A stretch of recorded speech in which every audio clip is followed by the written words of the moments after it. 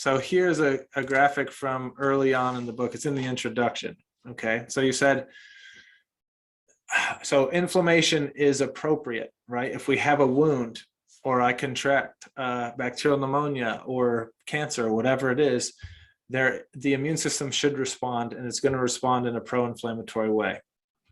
There are two sides to the immune system as it's taught in medical schools or immunology. One side is called the innate immune response, and that's the first responders. Okay, so that's the local police. It's kind of how I describe it. Those are things like macrophages, dendritic cells, neutrophils, things like that. So you get a wound or you have the infection, these are the first on the scene. They're going to start the fight right away. Okay, and then you have what's called the adaptive immune system, which is here. And the adaptive immune system is T cells and B cells. Okay, and these take 3 to 5 days to clone out. So B cells make antibodies. T cells are the real assassins of the immune system.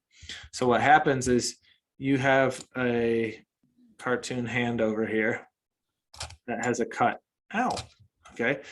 So you're going to have a dendritic cell nearby that's going to say, "Ooh, injury," and it's going to take a sample from the wound, and it's going to, you know, say, let's use infection instead. It's easier. So there's an infected wound here.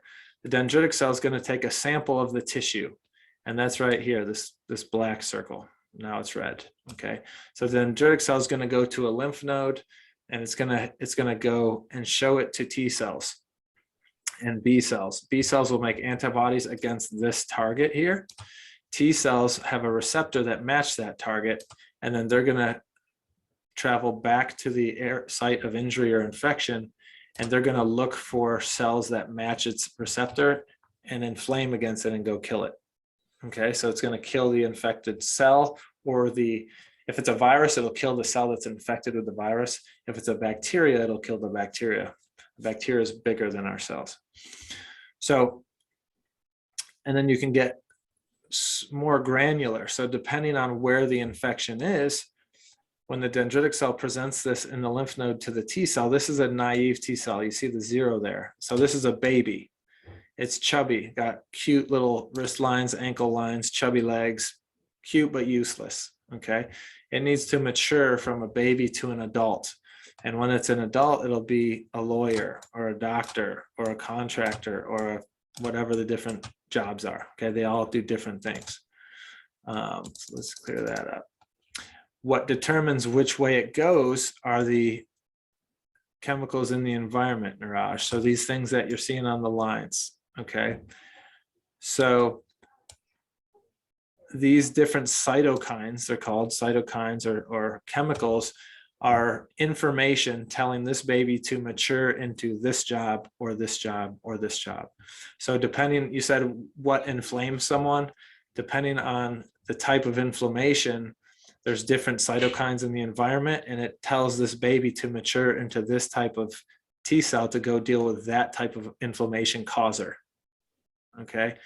And so, for example, interleukin 12 will promote a Th1 cell. Those are our main antiviral and anti-cancer cells, our anti-infection cells. And interleukin 4 will drive this to a Th2.